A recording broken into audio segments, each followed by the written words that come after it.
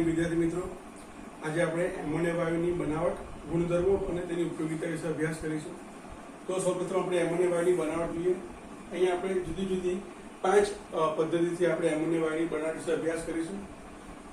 પહેલું જોઈએ તો યુરિયા અને તેના જેવા નાઇટ્રોજનયુક્ત કાર્બનિક પદાર્થનું ક્ષયન થવાથી એટલે કે જળ વિભાજન થવાથી એમોનિયા વાયુ ઉત્પન્ન થતું હોય છે. તો યુરિયા NH2 CO NH બરાબર છે. પાણી સાથે પ્રક્રિયા થાય. પ્રક્રિયા દરમિયાન નાઇટ્રોજન કાર્બન અને નાઇટ્રોજન વચ્ચેનો બોન્ડ બ્રેક થાય. સમજવા માટે અહીંયા HO અને H આ રીતે જોડાય. તો NH2 અને H NH3 NH2 અને H NH3 તો એમોનિયા વાયુ ઉત્પન્ન થશે અને કાર્બન ડાયોક્સાઇડ વાયુ ઉત્પન્ન થશે. એમોનિયમ ક્ષાર અને બેઝ સાથેની પ્રક્રિયા, ammonium chloride, ammonium nitrate, ammonium sulphate, આ બધા એમોનિયમના ક્ષાર છે. તો જોઈએ આપણે, ધારો કે NH4Cl એમોનિયમ ક્લોરાઇડની ધારો કે સોડિયમ હાઇડ્રોક્સાઇડ સાથે પ્રક્રિયા કરવા, અથવા ધારો કે એમોનિયમ ક્લોરાઇડ છે એની કેલ્શિયમ અથવા મેગ્નેશિયમ હાઇડ્રોક્સાઇડ બેઝ સાથે પ્રક્રિયા કરવામાં આવે તો પ્રક્રિયા દરમિયાન અહીંયા પણ શું થશે? ડબલ ડિસ્પ્લેસમેન્ટ રિએક્શન થશે. NaCl બનશે, NH4OH બનશે. NH4OH એટલે શું કહેવાય? Na3 ગેસ બરાબર છે, સાથે H2O ઉત્પન્ન થશે અને NaCl જોવા મળશે. NH4Cl CaOH ટ્વાઇસ, તો Ca સાથે 2 Cl જોડાય એટલે CaCl2 થશે. એક એમોનિયમ આયનમાંથી એક Na3 બને તો 2 એમોનિયમ આયનમાંથી 2 એમોનિયમ ગેસ બનશે વત્તા 2 H2 ઉત્પન્ન થશે. બરાબર છે. એક H સાથે એક OH, બીજા H સાથે બીજો OH. ધારો કે આવું આપેલું છે એમોનિયમ ક્લોરાઇડ વત્તા લેડ ડાયોક્સાઇડ, તો ધાતુના ઓક્સાઇડ બેઝિક સ્વભાવ ધરાવે છે તો બેઝિક ઓક્સાઇડ સાથે પ્રક્રિયા થાય તો Pb સાથે 2 Cl જોડાય તો PbCl2 બને. 2 એમોનિયમ આયનમાંથી 2 Na3 બને તો અહીંયા 2 Na3 બનશે ગેસિયસ ફોર્મમાં. PbCl2 બનશે અને H2 ઉત્પન્ન થશે. ધારો કે એમોનિયમ સોલ્ટ તરીકે તમને આપ્યો છે NH4 twice SO4 ammonium sulphate. આ એમોનિયમ સલ્ફેટ છે તો ધારો કે એ મેગ્નેશિયમ હાઇડ્રોક્સાઇડ સાથે પ્રક્રિયા કરે છે, MgOH ટ્વાઇસ સાથે પ્રક્રિયા કરે છે તો અહીંયા પણ શું થશે? MgSO4 બનશે, NH4OH 2 વખત, એમાંથી Na3 અને H2 છૂટા પડે એટલે અહીંયા પણ શું થશે? 2 એમોનિયા વાયુ ઉત્પન્ન થશે, 2 H2 ઉત્પન્ન થશે અને મેગ્નેશિયમ સલ્ફેટ બનશે. આમ એમોનિયમ ક્ષાર અને બેઝ વચ્ચેની પ્રક્રિયાથી એમોનિયા વાયુ ઉત્પન્ન થતો જોવા મળે છે. ત્યાર પછીથી નાઇટ્રાઇટ સ્લેરોના જળ વિભાજનથી, તો અહીંયા કયા નાઇટ્રાઇટ લેવા છે? ધાત્વિય નાઇટ્રાઇટની વાત કરવાની છે. તો ધારો કે અહીંયા મારી પાસે છે લિથિયમ નાઇટ્રાઇટ Li3n, Li+1 3 વખત અને N3 માઇનસ, આની સાથે પ્રક્રિયા થાય. ધાત્વિય નાઇટ્રાઇટ કેવા છે? આયનીય છે તો N3 માઇનસ સાથે 3H+ જોડાય એટલે શું બની જાય? NH3 બની જાય. અને લિથિયમ પ્લસ સાથે પેલા હાઇડ્રોક્સાઇડ જોડાય, OH જોડાય તો 3 લિથિયમ છે તો 3 લિથિયમ હાઇડ્રોક્સાઇડ બનશે. 3H+ 3OH માઇનસ તો અહીંયા 3H2 જોવા મળે. સોલિડ, લિક્વિડ, ગેસિયસ અને એક્વિયસ. ત્યાર પછીથી સપોઝ મેગ્નેશિયમ નાઇટ્રાઇટ છે Mg3N2 છે તો અહીંયા પણ પાણી સાથે પ્રક્રિયા કરો તો પ્રક્રિયા દરમિયાન કે એમોનિયા બનશે, Na3 ગેસ બનશે અને મેગ્નેશિયમ છે તે મેગ્નેશિયમ હાઇડ્રોક્સાઇડમાં ફેરવાશે. બરાબર છે. અહીંયા 3 મેગ્નેશિયમ છે અહીંયા 3 મેગ્નેશિયમ લેવા પડશે. અહીંયા 2 નાઇટ્રોજન છે તો 2 કરવા પડશે તો અહીંયા મારે 6H+ છે, 6OH માઇનસ, અહીંયા 6H2 કરવા પડશે. એ જ પ્રકારે ધારો કે એલ્યુમિનિયમ નાઇટ્રાઇડ છે અને પાણી સાથે પ્રક્રિયા કરવી છે તો શું થશે? અહીંયા એલ્યુમિનિયમ નાઇટ્રાઇડ સાથે પ્રક્રિયા થશે તો પણ Na3 બનશે અને એલ્યુમિનિયમનો હાઇડ્રોક્સાઇડ બને તો અહીંયા મારે 3H2 લખવા પડશે. બધા સોલિડ છે. હેબર વિધિ આપણે 10મા ધોરણથી ભણતા રહ્યા છે, બરાબર છે? તો અહીંયા શું થશે? ડાયનાઇટ્રોજન ગેસ 1 મોલ ડાયનાઇટ્રોજન 3 મોલ ડાયહાઇડ્રોજન સાથે પ્રક્રિયા કરશે. પ્રક્રિયા કેવી છે? રિવર્સિબલ છે, બરાબર છે? 212 દબાણ અને 500 અથવા 700 કેલ્વિનમાં તો સીધું લઈએ 723 કેલ્વિન તાપમાને પ્રક્રિયા કરવામાં આવે. આયન અથવા આયન ઓક્સાઇડ જેવા ઉદ્દીપકની હાજરીમાં પ્રક્રિયા કરવામાં આવે. પ્રક્રિયા ઉષ્માક્ષેપક છે અને પ્રક્રિયા દરમિયાન એમોનિયા વાયુ બને છે. સારું, એના પછીથી હવે અહીંયા તો કે અહીંયા ઉદ્દીપક તરીકે Fe અને FeO લેવામાં આવે છે, પરંતુ અહીંયા પ્રશ્ન પૂછાય કેટલી વખત કે પ્રવર્ધક તરીકે પોટેશિયમ ઓક્સાઇડનો ઉપયોગ કરવામાં આવે છે, બરાબર છે? અથવા એલ્યુમિનિયમ પોટેશિયમ અને એલ્યુમિનિયમ ઓક્સાઇડનો ઉપયોગ કરવામાં આવે છે. તો અહીંયા જસ્ટ લખી રાખીએ કે અહીં ઉદ્દીપકની ક્રિયાશીલતા વધારવા માટે પ્રવર્ધક તરીકે K2O અને Al2O3 નો ઉપયોગ કરવામાં આવે છે. ત્યાર પછીથી કેલ્શિયમ સાયનેમાઇડના જળ વિભાજનથી, તમારી બુકમાં નથી આપેલું કેલ્શિયમ સાયનેમાઇડના જળ વિભાજનથી, પરંતુ નાઇટ્રોજનના ઉપયોગમાં એને દર્શાવેલું છે, બરાબર છે? એટલે ત્યાં લખવાનું રહી ગયું એટલે આપણે અહીંયા બે પ્રક્રિયા એક સાથે જોઈ લઈએ. તો શું કહે છે? કેલ્શિયમ સાયનેમાઇડ. મિત્રો સમજવા પ્રયત્ન કરજો. સાયનાઇડ Cn માઇનસ અને સાયનાઇડ કહેવાય અને Cn2 માઇનસ અને સાયનેમાઇડ કહેવાય. તો જ્યારે કેલ્શિયમ કાર્બાઇડ અને નાઇટ્રોજન વચ્ચે પ્રક્રિયા થાય ત્યારે પ્રક્રિયા થઈને એમાંથી CaCN2 બને અને કાર્બન છૂટો પડે. આ સંયોજન જે છે એમાંથી ખાતર બનાવવામાં આવે છે, બરાબર છે? અને ક્વિક લીમ તરીકે ઓળખવામાં આવે છે, બરાબર છે? ક્વિક લાઇમ તરીકે ઓળખવામાં આવે છે, બરાબર? એમાં પાણી નાખો, બરાબર છે, તો તેમાં એમોનિયા ઉત્પન્ન થાય છે. તો હવે આ કેલ્શિયમ જે સાયનેમાઇડ છે એનું જળ વિભાજન કરીએ આપણે. તો ફરી પ્રક્રિયા લખીએ અહીંયા CaCN2 પ્લસ H2 પ્રક્રિયા થાય, N સાથે H જોડાશે, Na3 બનશે, બે એમોનિયા ગેસ છૂટા પડશે અણુઓ અને કેલ્શિયમ હાઇડ્રોક્સાઇડ નિપજ તરીકે જોવા મળશે, બરાબર છે? તો આ પ્રકારે કેલ્શિયમ સાયનેમાઇડ. તો આ નાઇટ્રોજનના ઉપયોગિતામાં પણ લખી શકાય કે કેલ્શિયમ સાયનેમાઇડ બનાવવા માટે પણ ડાયનાઇટ્રોજન વાયુનો ઉપયોગ કરવામાં આવે છે, બરાબર છે?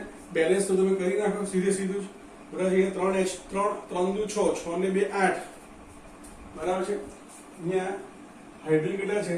8 હાઇડ્રોજન છે. તો અહીંયા 4 મૂકી દો, 2 મૂકીશું તો શું થશે? 2H2 રાખો, બરાબર છે?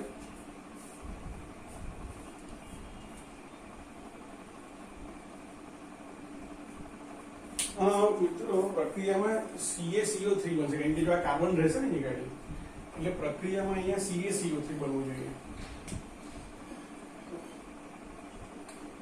બુકમાં પ્રક્રિયા નથી આપેલી, બરાબર છે? GEE નીટમાં આવે, બરાબર છે? તો અહીંયા આ C છે એટલે હાઇડ્રોક્સાઇડ નહીં બને.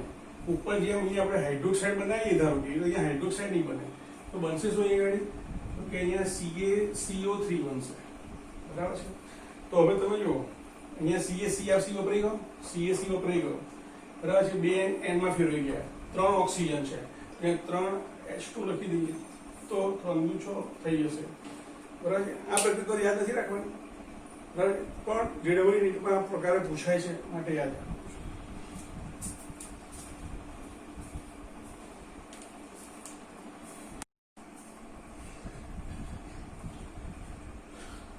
એમોનિયા વાયુના ભૌતિક ગુણધર્મો જોઈએ તો આપણે જોઈ ગયા કે એમોનિયા વાયુના અણુની અંદર નાઇટ્રોજન સાથે 3 હાઇડ્રોજન જોડેલા છે અને એક લોન પેર છે, એટલે કે તેની અંદર sp3 સંકરણ જોવા મળે છે, જેમાં એક લોન પેરને કારણે આકાર ત્રિકોણીય પિરામિડલ થઈ જતો હોય છે. તો અહીંયા તમે જુઓ તો અહીંયા લોન પેર કેટલી છે? એક લોન પેર છે. સંકરણ કયું છે? sp3 છે. બોન્ડ પેર કેટલી છે? તો કે 3 બોન્ડ પેર છે. મિત્રો, જો 4 બોન્ડ પેર હોત તો સમચતુષ્ફલક આકાર, પરંતુ એક લોન પેર છે, પરિણામે ત્રિકોણીય પિરામિડલ શેપ જોવા મળે. ત્રિકોણીય પિરામિડલ પ્રકારનો શેપ જોવા મળે. બરાબર છે. અહીંયા તમે જુઓ, અહીંયા પ્રત્યેક જે બંધકોણ છે એ 107.8 ડિગ્રીનો જોવા મળે છે. એમોનિયા વાયુ પાણીમાં તરત દ્રાવ્ય થઈ જાય છે. એમોનિયાના રાસાયણિક ગુણધર્મોની વાત કરીએ તો એમોનિયાને જ્યારે પાણીમાં ઉમેરવામાં આવે છે, એમોનિયા પણ હાઇડ્રોજન બંધ ધરાવે છે, પાણી પણ હાઇડ્રોજન બંધ ધરાવે છે, એટલે કે રીડીલી, એટલે કે અત્યંત સુદ્રાવ્ય છે, તરત જ પાણીમાં દ્રાવ્ય થઈ જાય છે. અને એમોનિયમ હાઇડ્રોક્સાઇડ પ્રકારનું દ્રાવણ બનાવે છે, જે નિર્બળ બેઝ તરીકે વર્તે છે. NH3 gas plus H2 liquid, અહીંયા બંધકારક ઇલેક્ટ્રોન લીધું છે એટલે પાણીમાં રહેલો H+ આયન જોડે NH4+ બનાવે.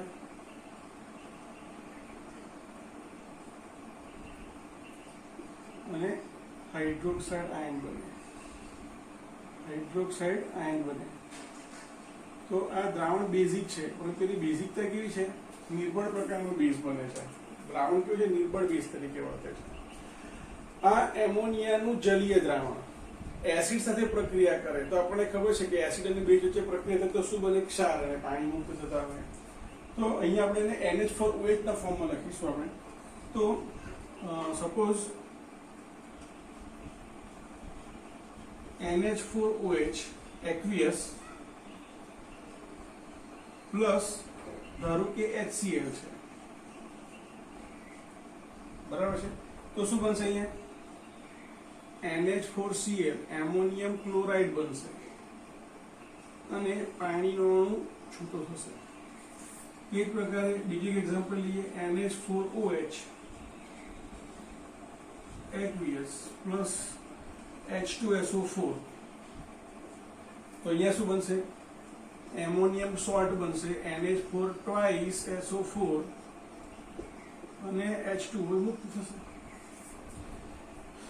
બરાબર છે. અહીંયા 2 ટાઈમ્સ લેવું પડશે. એ જ પ્રકારે જો નાઇટ્રિક એસિડ તો એમોનિયમ નાઇટ્રેટ બનશે. ત્યાર પછીથી નંબર 3, એમોનિયાનું જલીય દ્રાવણ, એટલે કે એમોનિયમ હાઇડ્રોક્સાઇડનું જલીય દ્રાવણ. જ્યારે અન્ય ધાતુના ક્ષાર સાથે પ્રક્રિયા કરે છે ત્યારે ધાતુના હાઇડ્રોક્સાઇડ બનાવે છે, અથવા સજળ તો કે ધાતુના ઓક્સાઇડ પણ બનાવે છે. કેટલાક સંજોગોમાં તે સજળ એટલે કે જળયુક્ત ધાતુના ઓક્સાઇડ બનાવે છે. બંનેના આપણે એક્ઝામ્પલ લઈએ તો NH4OH એનું જલીય દ્રાવણ, જેની અંદર આપણે ધારો કે ઉમેરીએ ઝિંક સલ્ફેટ, પ્રક્રિયા થાય તો અહીંયા Zn2+ અને OH- જોડાય તો એક Zn2 કરશે, 2 OH જોડાશે, ZnOH twice બનશે. સાથે સાથે એમોનિયમ સલ્ફેટ બનશે.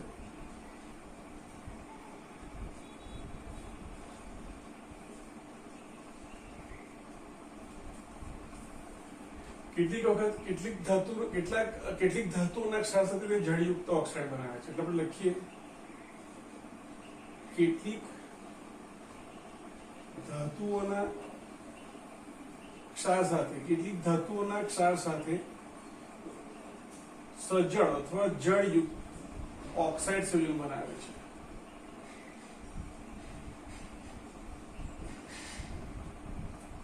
દાખલા તરીકે FeCl3 છે, બરાબર છે, અને આપણે NH4OH લઈએ તો પ્રક્રિયા થાય, થઈને એમાંથી Fe નો ઓક્સાઇડ બને, જેને આપણે કાટ લાગુ કહીએ છીએ, અને એમોનિયમ ક્લોરાઇડ મુક્ત થાય. આ રીતે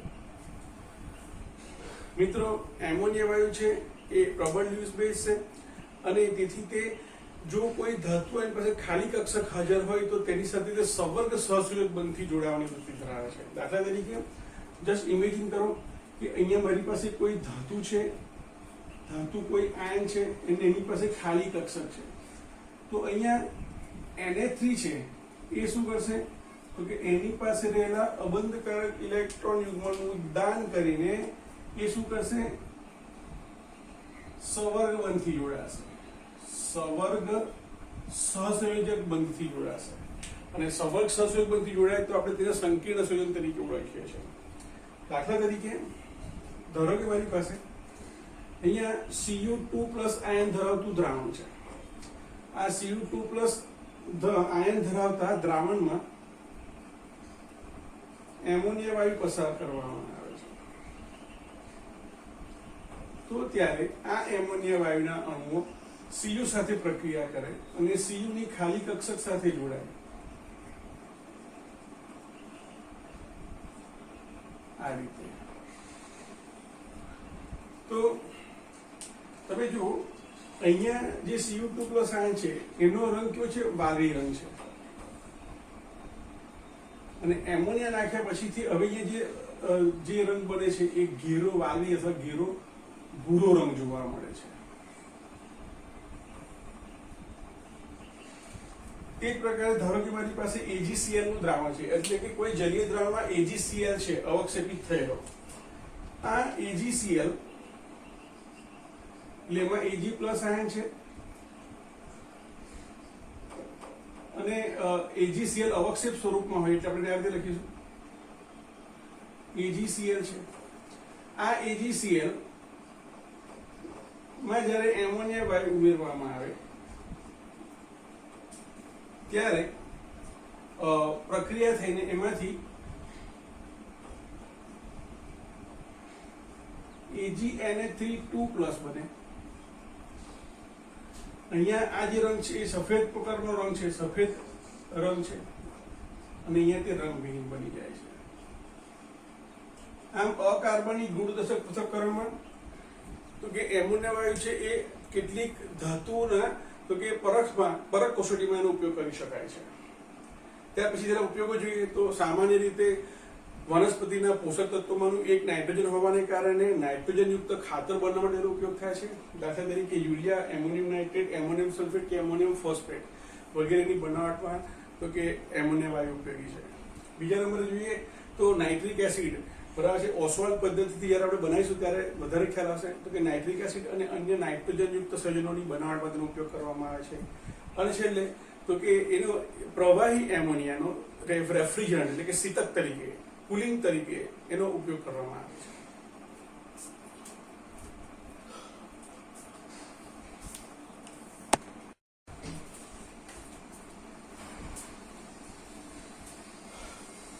મિત્રો હવે આપણે નાઇટ્રોજનના ઓક્સાઇડ અભ્યાસ કરીએ તો નાઇટ્રોજન ઓક્સિજન સાથે જુદી જુદી ઓક્સિજન અવસ્થામાં જોડાઈને અનેક પ્રકારના ઓક્સાઇડ સંયોજનો આવે છે. આપણે આનો અભ્યાસ યાદ કરો ધોરણ 11ના ચેપ્ટર નંબર 1 ની અંદર જ્યારે સરળ ગુણક પ્રમાણનો નિયમ ભણેલા ત્યારે આપણે નાઇટ્રોજનના ઓક્સાઇડ સંયોજનોનો આપણે તે વખતે સરળ ગુણક પ્રમાણ સમજવા માટેનો ઉપયોગ કર્યો હતો. સારું, તો અહીંયા ધ્યાન આપો, નાઇટ્રોજન છે એ ઓક્સિજન સાથે જોડાઈને જુદા જુદા ઓક્સિજન આંક ધરાવતા અનેક ઓક્સાઇડ સંયોજનો આપે છે. દાખલા તરીકે N2O, NO, N2O3, NO2, N2O4 અને N2O5.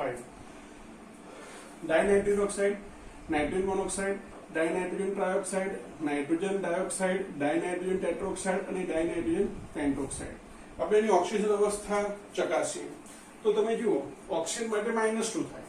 દરેકની ઉપર દરેક જે અણુ છે તટસ્થ, દરેક ઓક્સાઇડ તટસ્થ અણુ છે એટલે કે ટોટલ ઓક્સિડાઇઝ 0 છે, શૂન્ય છે. ઓક્સિજન -2 બરાબરની પીડે છે તો +2 ભાગ્યા 2 એટલે અહીંયા નાઇટ્રોજન ઓક્સાઇડ કેટલું થશે? +1 થશે. નાઇટ્રોજન મોનોક્સાઇડ બરાબર છે એની અંદર ઓક્સિજન -2 પીડે છે તો +2 તો અહીંયા નાઇટ્રોજનનો કેટલો ઓક્સાઇડ થશે? +2 થશે. અહીંયા એક ઓક્સિજન -2 ત્રણના -2 પીડે તો +6 ભાગ્યા 2 એટલે અહીંયા એક નાઇટ્રોજન ઓક્સિજન કેટલો થશે? +3 થશે. NO2 ની અંદર એક ઓક્સિજન -2 બેના -4 બરાબરની પીળી તરફ જાય તો +4 થશે. તો અહીંયા નાઇટ્રોજન ઓક્સાઇડ કેટલો થશે +4. અહીંયા પણ 4 દુ 8 -8 પીવા તો +8 ભાગ્યા 2 એટલે અહીંયા પણ +4 ઓક્સિડેશન આંક થશે અને N2O5 માં એ જ પ્રકારે +5 ઓક્સિડેશન આંક જોવા મળશે. આમ નાઇટ્રોજનના ઓક્સાઇડમાં +1 થી +5 ઓક્સિડેશન આંક જોવા મળે છે. હવે આપણે આ જુદા જુદા નાઇટ્રોજનના ઓક્સાઇડ એની બનાવટ, એના ગુણધર્મો અને એના સંસ્પંદન બંધારણનો અભ્યાસ કરીશું. બુકમાં એને અલગ અલગ કરીને આપેલું છે, એટલે ટેબલના ફોર્મમાં આપેલું છે. આપણે એને વ્યક્તિગત ઓક્સાઇડના સ્વરૂપમાં સમજવા માટે પ્રયત્ન કરીએ. તો પહેલું છે ડાયનાઇટ્રોજન ઓક્સાઇડ. એનું સૂત્ર છે N2O. મિત્રો આ N2O એ નાઇટ્રસ ઓક્સાઇડના નામથી પણ ઓળખાય છે, જેને આપણે હાસ્યવાયુ લાફિંગ ગેસ તરીકે ઓળખીએ છીએ. બરાબર છે. તો આ N2 નો ઓક્સિજન નંબર કેટલો થયો ગાડી +1 થયો. એટલે અહીંયા ઓક્સિજન નંબર કેટલો થશે +1. બનાવટની અંદર તો કે એમોનિયમ નાઇટ્રેટનું વિઘટન કરવામાં આવે છે. 2 નાઇટ્રોજન અને ઓક્સિજન. જો અહીંયા NO2 હોત ને તો ડાયનાઇટ્રોજન ગેસ બને. એમોનિયમ નાઇટ્રાઇટ હોત તો ડાયનાઇટ્રોજન ગેસ બને. મિત્રો ખાસ યાદ રાખજો, અહીંયા નાઇટ્રેટ છે તો 2 N ની સાથે ઓક્સિજન જોડાશે, N2O બનાવશે અને બાકીના 2 H અને 4 H અને 2 ઓક્સિજન H2 માં ફેરવાશે. આ રીતે ડાયનાઇટ્રોજન ઓક્સાઇડ એટલે કે નાઇટ્રસ ઓક્સાઇડને મેળવી શકીએ. એ ઘણી બધી બનાવટ છે, બુકમાં આપણે એક જ આપી છે, આપણે એક જ યાદ રાખીશું. ત્યાર પછીથી સંસ્પંદન બંધારણની વાત કરીએ તો એમાં સંસ્પંદન કેવું જોવા મળશે. તો તમે જુઓ અહીંયા, હવે અહીંયા 2 નાઇટ્રોજન સાથે એક ઓક્સિજન જોડાયેલ છે. તો ધારો કે આ એક નાઇટ્રોજન, આ બીજો નાઇટ્રોજન અને આ ત્રીજો ઓક્સિજન આપણો, આ રીતે. બરાબર છે. અહીંયાથી લઈએ આપણે પહેલું નાઇટ્રોજન, બીજો નાઇટ્રોજન, ઓક્સિજન. બીજો સંસ્પંદનમાં પરમાણુ પોતાનું સ્થાન બદલતો નથી, માત્ર એના બંધમાં, પાય બંધમાં ફેરફાર થાય, બાકી બધું તો એનું જ હોય. તો અહીંયા આ પ્રકારે સંસ્પંદન દર્શાવવા પ્રયત્ન કરીએ તો નાઇટ્રોજન પરમાણુ ક્રમાંક 7, ઇલેક્ટ્રોનના શું થાય helium core complete 2s2 2p3 થાય.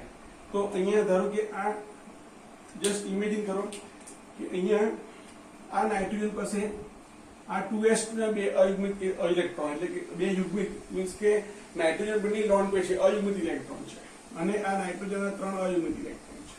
તેથી આ નાઇટ્રોજનના પણ 3 અયુગ્મિત ઇલેક્ટ્રોન છે, એકબીજા સાથે જોડાયા આ પ્રકારે. હવે આ ડાયનાઇટ્રોજન થઈ ગયો. હવે આ નાઇટ્રોજનની નજીકમાં જ્યારે ઓક્સિજન હશે ત્યારે અહીંયા ઇલેક્ટ્રોનની ઘનતા વધારે છે, પરિણામે ઓક્સિજન ઇલેક્ટ્રોનને શું થાય 2s2 2px2 2py1 2pz1. એટલે કે ઓક્સિજનની અંદર s પ્રકારની અને px પ્રકારની 2 કક્ષકોની અંદર ઇલેક્ટ્રોન યુગ્મિત થયેલા છે, ડબલ એટલે કે યુગ્મિત છે, જ્યારે બાકીના બેની અંદર py અને pzy એક ઇલેક્ટ્રોન છે. પરંતુ જ્યારે આ ઓક્સિજનની નજીક આવે છે ત્યારે શું થાય છે તો કે એના પેલા 2 ઇલેક્ટ્રોન છે એ પણ શું થઈ જાય છે યુગ્મિત થઈ જાય છે અને આ પ્રકારે તો કે એના 6 ઇલેક્ટ્રોન યુગ્મિત જોવા મળે છે. એટલે એમાં એક કક્ષક ખાલી થઈ. તો તે વખતે આ નાઇટ્રોજનના જે 2 ઇલેક્ટ્રોન છે એના દ્વારા અહીંયા તો કે બંધ બનાવશે. એટલે આ નાઇટ્રોજનના 2 ઇલેક્ટ્રોન અહીંયા બંધમાં ભાગ લેશે. તો અહીંયા આ નાઇટ્રોજનનો ઇલેક્ટ્રોન વપરાયો એટલે આને આપણે પ્લસ કહીશું અને આને આપણે શું કહીશું માઇનસ કહીશું. પ્લસ માઇનસ દર્શાવો તો પણ ઠીક છે, ના દર્શાવો તો પણ ચાલે, કારણ કે પ્લસ માઇનસ ન્યુટ્રલ થઈ જાય છે. સંસ્પંદનની વાત કરીએ તો તે વખતે અહીંયા ઓક્સિજન પર ઇલેક્ટ્રોનની ઘનતા વધારે છે, માટે આ બંધ છે, આ ઇલેક્ટ્રોન છે એ બંધમાં ભાગ લેશે, ત્યારે આ બંધના ઇલેક્ટ્રોન શું કરશે નાઇટ્રોજન પર પાછા આવશે. તો એને કારણે આ નાઇટ્રોજન પર 2 ઇલેક્ટ્રોનની પેર થશે. અહીંયા ફક્ત 2 બંધ જોવા મળશે, બરાબર છે. અને અહીંયા તો કે આ બંધના ઇલેક્ટ્રોન અહીંયા બંધમાં ભાગ લેશે અબંધકારક ઇલેક્ટ્રોનના યુગ્મ. પરિણામે અહીંયા ફક્ત 2 નોન પેર જોવા મળશે. અહીંયા તો ઇલેક્ટ્રોન પોતાનો વપરાય જ છે, આ બાજુ તો આ બાજુ, એટલે આ તો પ્લસ જ છે. અહીંયા ઇલેક્ટ્રોન વધી ગયા, નાઇટ્રોજન પાસે 5 ઇલેક્ટ્રોન છે પણ કેટલા થયા 1 2 3 4 5 અને 6. એટલે અહીંયા ઇલેક્ટ્રોન ઓક્સિજનને મળ્યો છે, માટે આ માઇનસ થશે. આ એનું સંસ્પંદન બંધારણ છે તેમ કહેવાય. સંસ્પંદન બંધારણ છે એટલે આપણે એને ડબલ એરા વડે દર્શાવીશું. ગુણધર્મોની વાત કરીએ તો આ કલરલેસ છે અને સાથે સાથે આ વાયુની અંદર જ્યારે ભીનું લિટમસ પત્ર નાખવામાં આવે છે ત્યારે એ લિટમસ પર કોઈ પ્રકારની અસર, ભૂરું હોય કે લાલ હોય, કોઈ પણ પ્રકારની અસર દર્શાવતું નથી. તેથી કહી શકાય કે તે રંગહીન અને તટસ્થ વાયુ છે. ત્યાર પછીથી નંબર 2 નાઇટ્રોજન મોનોક્સાઇડ. મિત્રો યાદ રાખો કે ડાયનાઇટ્રોજન ઓક્સાઇડ N2O એને આપણે નાઇટ્રસ ઓક્સાઇડ અથવા લાફિંગ ગેસ તરીકે ઓળખીએ છીએ, જ્યારે નાઇટ્રોજન મોનોક્સાઇડને આપણે નાઇટ્રિક ઓક્સાઇડ તરીકે ઓળખીએ છીએ. એનો ઓક્સાઇડ નંબર કેટલો છે તો કે એનો ઓક્સાઇડ નંબર કેટલો મળ્યો +2. તો ડાયરેક્ટ લખી દઉં છું અત્યારે ઓક્સાઇડ નંબર +2. એની બનાવટની વાત કરીએ તો સોડિયમ નાઇટ્રાઇટની ફેરસ સલ્ફેટ અને સલ્ફ્યુરિક એસિડ પ્રક્રિયા કરવામાં આવે છે ત્યારે ફેરસ સલ્ફેટનું ફેરિક સલ્ફેટમાં રૂપાંતર થાય છે. હાઇડ્રોજન એક H+ દૂર થાય છે અને હાઇડ્રોજન સલ્ફેટ સાથે અહીંયા સોડિયમ હાઇડ્રોજન સલ્ફેટ બનાવે છે અને આ દરમિયાન તો કે આપણને નાઇટ્રિક ઓક્સાઇડ મુક્ત સ્વરૂપે જોવા મળે છે. બરાબર છે, યાદ રાખવાની છે તમારે. ઘણી વખત એક્ઝામમાં પૂછાય છે, ખાસ કરીને MCQ ની અંદર. સંસ્પંદનની વાત કરીએ તો મિત્રો અહીંયા તમે જુઓ તો અહીંયા નાઇટ્રોજન પરમાણુ ક્રમાંક 7, helium core complete 2s2 2px2 2px1 2py1 2pz1. તો આ 2s2 2px1 2py1 2pz1. ઓક્સિજનની વાત કરીએ તો ઓક્સિજન પાસે તો કે 2s2 2px2 2py1 અને 2pz1 એની પાસે આ રીતે ઇલેક્ટ્રોન છે. તો એ શું થશે, બંનેના બે અયુગ્મિત ઇલેક્ટ્રોન બંધમાં ભાગ લેશે. બરાબર, સરળતા ખાતર આપણે આ રીતે દર્શાવીશું. અત્યારે બંનેના ઇલેક્ટ્રોનને આપણે અલગ અલગ રંગથી દર્શાવીએ તો અહીંયા શું થશે, અહીંયા આ રીતે બંધ બનશે. તો આ નાઇટ્રોજન છે, અહીંયા નાઇટ્રોજનનો ઇલેક્ટ્રોન બંધમાં ભાગ લેતો નથી તો એને અહીંયા દર્શાવશો અત્યારે. બરાબર, આ ઓક્સિજનના ઇલેક્ટ્રોન છે અહીંયા. હવે એમાં સંસ્પંદન થશે તો એ દરમિયાન NO અહીંયા શું થશે તો કે એક ઇલેક્ટ્રોન બંધમાં ભાગ લેશે તો અહીંયાથી એક ઇલેક્ટ્રોન નાઇટ્રોજનની ઉપર આવશે. બરાબર છે, પરિણામે નાઇટ્રોજન પાસે 2 લોન પેર થશે. ઓક્સિજન એક ઇલેક્ટ્રોન બંધમાં ભાગ લે છે. બરાબર છે, ધારો કે આ રીતે, અને એને કારણે અહીંયા તો જે બંધ છે એના 2 જ રહ્યા. ફક્ત ઓક્સિજન એક ઇલેક્ટ્રોન બંધમાં ભાગ લે છે અને નાઇટ્રોજન એક ઇલેક્ટ્રોન પોતાની પાસે આવતો રહેશે આ રીતે. બરાબર છે, તો આ રીતે તમે જુઓ તો અહીંયા જે નાઇટ્રોજન પાસે છે એ એક અયુગ્મિત ઇલેક્ટ્રોન જોવા મળે છે. પરિણામે જે નાઇટ્રોજન મોનોક્સાઇડ છે એમાં અયુગ્મિત ઇલેક્ટ્રોન હોવાને કારણે તે અણુચુંબકીય પ્રોપર્ટી ધરાવે છે, અણુચુંબકીય ગુણ ધરાવે છે.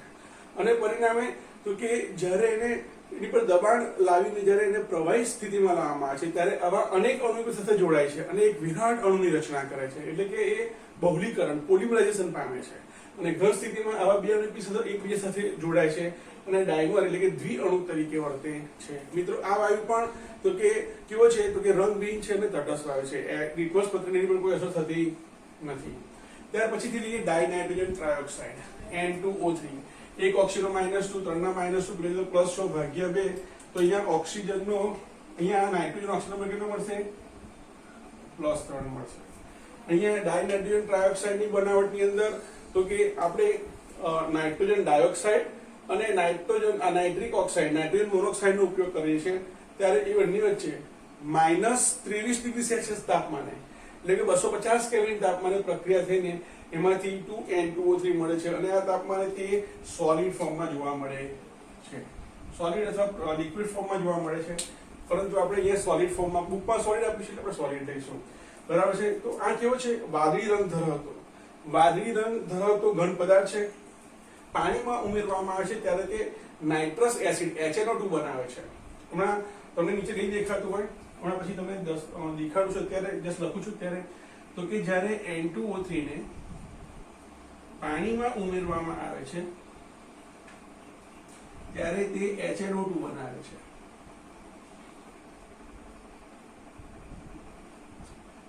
HNO2 બનાવે છે જે દર્શાવે છે કે તે એસિડિક સ્વભાવ ધરાવે છે, કારણ કે તેનું જે દ્રાવણ છે એ તો કે ભૂરા લિટમસને લાલ બનાવે છે. અને સંસ્પંદનની વાત કરીએ તો સંસ્પંદનની અંદર અહીંયા આપણે નાઇટ્રોજન 2 નાઇટ્રોજન છે અને એની સાથે 3 ઓક્સિજનને જોડવાના છે. તો જુઓ આ એક નાઇટ્રોજન, એની સાથે આ બીજો નાઇટ્રોજન, એની સાથે એક ઓક્સિજન, બીજો ઓક્સિજન અને ત્રીજો ઓક્સિજન. અહીંયા ધ્યાન આપજો, ધારો કે આ નાઇટ્રોજન છે, નાઇટ્રોજન પાસે 5 ઇલેક્ટ્રોન છે. બરાબર છે, એમાં આ એક અયુગ્મિત ઇલેક્ટ્રોન, આ બીજો અયુગ્મિત ઇલેક્ટ્રોન, આ ત્રીજો અયુગ્મિત ઇલેક્ટ્રોન. આ નાઇટ્રોજનની વાત કરીએ તો આ એનો એક અયુગ્મિત ઇલેક્ટ્રોન, બીજો અયુગ્મિત ઇલેક્ટ્રોન, ત્રીજો અયુગ્મિત ઇલેક્ટ્રોન, અને આ જે છે એ એની પેલી લોન પેર છે, બરાબર છે, આ રીતે છે. હવે ઓક્સિજનની વાત કરીએ તો ઓક્સિજન પાસે પણ બે લોન પેર છે અને બે અયુગ્મિત ઇલેક્ટ્રોન છે. તો ધારો કે આ એની પહેલી લોન પેર, આ બીજી લોન પેર અને આ બે અયુગ્મિત ઇલેક્ટ્રોન 2p y1 અને 2pz1. પરિણામે શું થશે? આ રીતે બંધ બનશે, બરાબર છે. અહીંયા આ બેની વચ્ચે પણ સહસંયોજક બંધ બનશે આ રીતે. અહીંયા આ બેની વચ્ચે પણ આ બે અયુગ્મિત ઇલેક્ટ્રોન છે, આ લોન પેર છે બે, પરિણામે અહીંયા પણ શું થશે? આ પ્રકારે બે સહસંયોજક બંધ બનશે, એક સિગ્મા એક પાઈ ધરાવતો. હવે આ નાઇટ્રોજન અબંધકારક ઇલેક્ટ્રોનનું યુગ્મ હોવાને કારણે, લોન પેર હોવાને કારણે આ ઓક્સિજનના જે 6 ઇલેક્ટ્રોન પૈકી કેવી રીતે છે? બે લોન પેરના ફોર્મમાં, બે અયુગ્મિત ઇલેક્ટ્રોનના ફોર્મમાં, પણ બે જે બે અયુગ્મિત ઇલેક્ટ્રોન છે એ યુગ્મિત થઈ જશે. એટલે કે અહીંયા બે લોન પેર અને બે યુગ્મિતની જગ્યાએ 3 લોન પેર થઈ જશે. તો આ પહેલી લોન પેર, બીજી લોન પેર, ત્રીજી લોન પેર, અને આ નાઇટ્રોજનના બે ઇલેક્ટ્રોન છે એ અહીંયા જ આ રીતે જોડાશે. આનો એક ઇલેક્ટ્રોન છે એને આપણે અહીંયા દર્શાવી દઈશું. તો કેટલીક બુકમાં અહીંયા એરો કરીને દર્શાવેલું હોય છે, તો પણ એ સાચું છે કારણ કે સવર્ગ સહસંયોજક બંધ બતાવે છે. તો નાઇટ્રોજનના 5 ઇલેક્ટ્રોન થઈ ગયા, 1 2 3 4 અને 5, બરાબર છે. હવે એનું સંસ્પંદન કરીએ તો સંસ્પંદનની અંદર ફરીથી એક વખત નાઇટ્રોજન, નાઇટ્રોજન, ઓક્સિજન, બરાબર છે. તો હવે અહીંયા શું થશે? અહીંયા આ બધા બંધ એવા ને એવા, આ બધા બંધ એવા ને એવા. અહીંયા ઓક્સિજન છે, અહીંયા ઓક્સિજન છે, આ રીતે. આ જે બંધ છે એ નીચેની તરફ આવી જશે અને અહીંયા 3 આ પ્રકારના લોન પેર થઈ જશે, અહીંયા 2 લોન પેર થઈ જશે અને આ પ્રકારે સંસ્પંદન જોવા મળશે. ઘણી વખત એમસીક્યુ ની અંદર તમને આવા લોન પેર આપેલા હોય, એટલે આવી રીતે તમને સંસ્પંદન આપેલા હોય, એમાં કયું સાચું કે કયું ખોટું છે એ તમારી જાતે નક્કી કરવાનું હોય છે.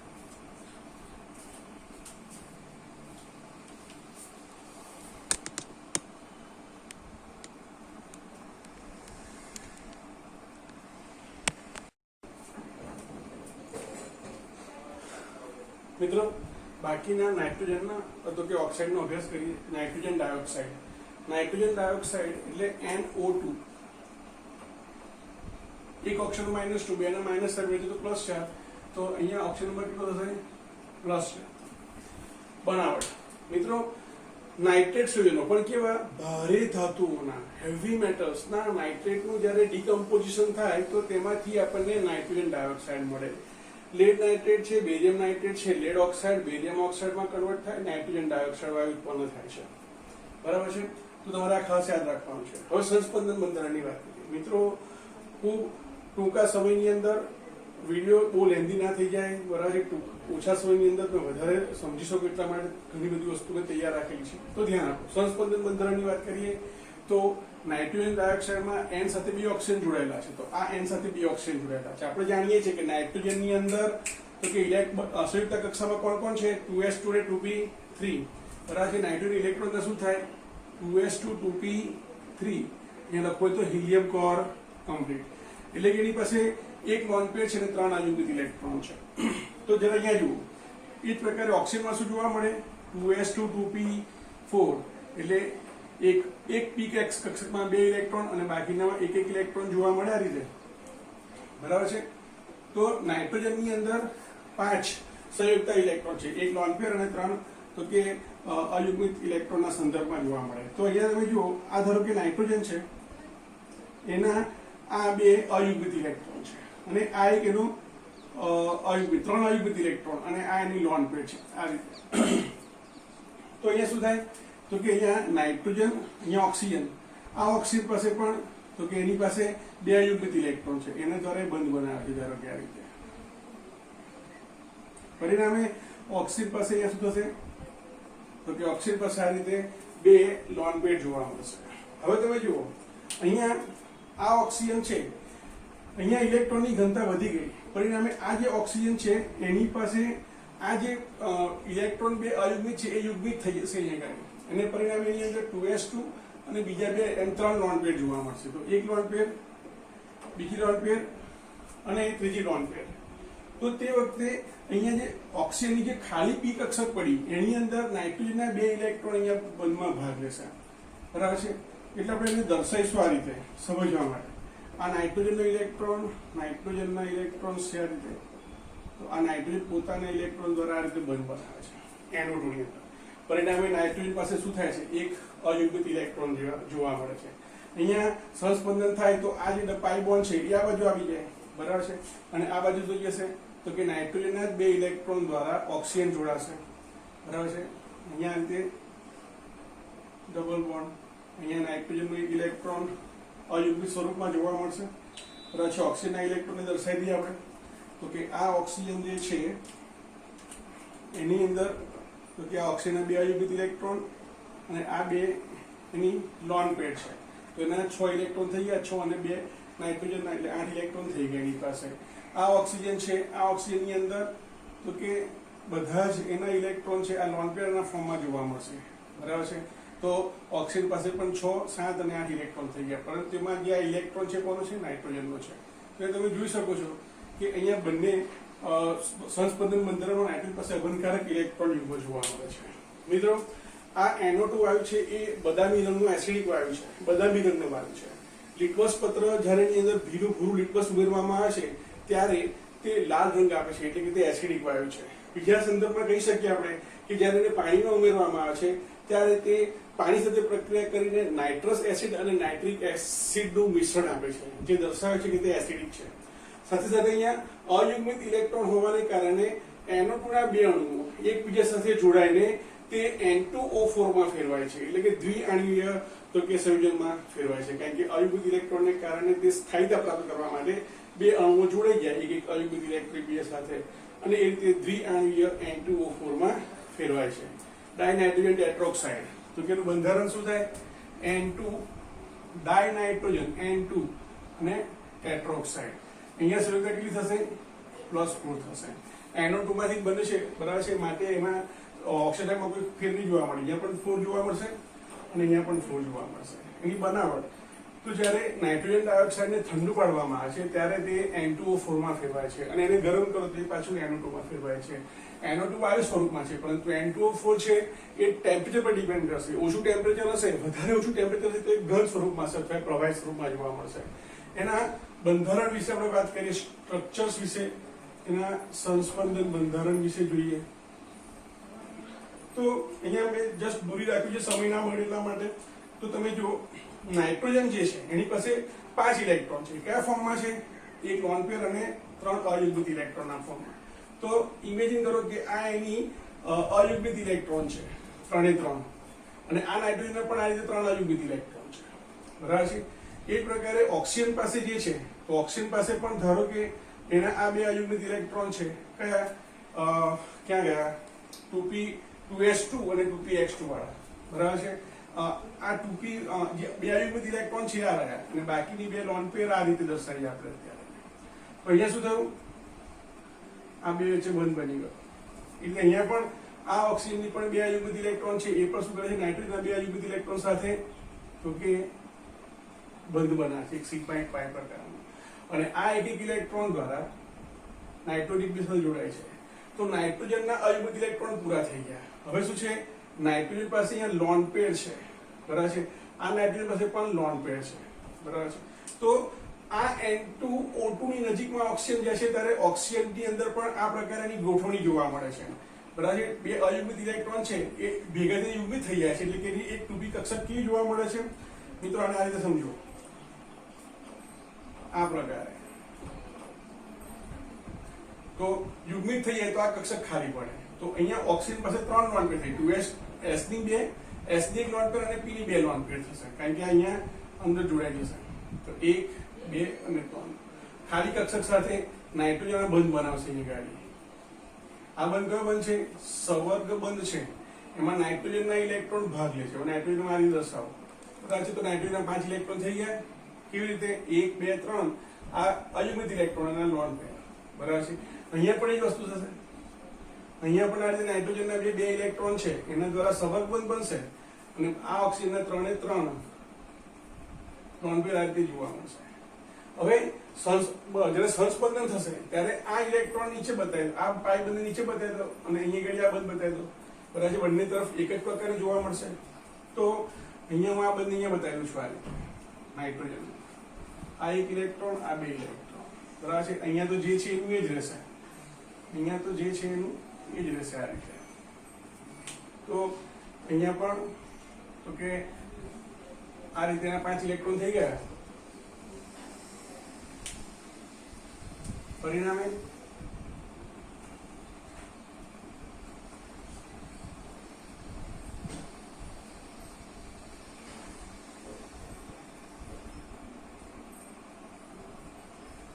આ પ્રકારે તો કે બંધ જોવા મળશે. હવે આપણે ઇલેક્ટ્રોન જોઈ લઈએ. તો આ ઓક્સિજનના 2 ઇલેક્ટ્રોન અહીંયા વપરાયા, તો આ 2 લોન પેર. આ ઓક્સિજન એક પણ ઇલેક્ટ્રોન નથી વપરાયા એટલે 3 લોન પેર. અહીંયા ઓક્સિજનના 2 ઇલેક્ટ્રોન બંધમાં વપરાય છે એટલે 2 લોન પેર. આ ઓક્સિજન એક પણ ઇલેક્ટ્રોન બંધમાં ભાગ નથી એટલે અહીંયા 3 લોન પેર. તો આ રીતે સંસ્પંદન જોવા મળશે મિત્રો. ગુણધર્મની વાત કરીએ તો આ રંગવિહીન છે અને એસિડિક સ્વભાવ ધરાવે છે, એટલે કે એસિડિક ઘન છે. N2O4 ને પાણીમાં નાખવામાં આવે છે ત્યારે HNO ઉત્પન્ન થાય છે, જે HNO3 ઉત્પન્ન થશે, જે દર્શાવે છે કે તે એસિડિક સ્વભાવ ધરાવે છે. ડાયનાઇટ્રોજન પેન્ટોક્સાઇડની વાત કરીએ તો આ પણ એસિડિક ઘન જ છે, રંગવિહીન એસિડિક ઘન છે. એની અંદર ફોસ્ફરસ પેન્ટોક્સાઇડ અને નાઇટ્રિક એસિડ જે પ્રક્રિયા થાય છે અને એને પરિણામે મેટાફોસ્ફરિક એસિડ અને નાઇટ્રોજન પેન્ટોક્સાઇડ ઉત્પન્ન થાય છે. આ તમારે યાદ રાખવાનું છે મિત્રો. બેઠા સ્ટ્રક્ચર આ જ છે, ફક્ત એની અંદર વધારાનો ઓક્સિજન છે, બરાબર છે? એ આ બંધ તોડી નાખીએ આપણે અને એની વચ્ચે આપણે આજે દર્શાવીશું તો આ પ્રકારના બંધારણ જોવા મળશે. બંધારણ સંપૂર્ણપણે N2O4 જેવા છે, ફક્ત એક ઓક્સિજન 2 નાઇટ્રોજન વચ્ચે બતાવવાનો રહેશે.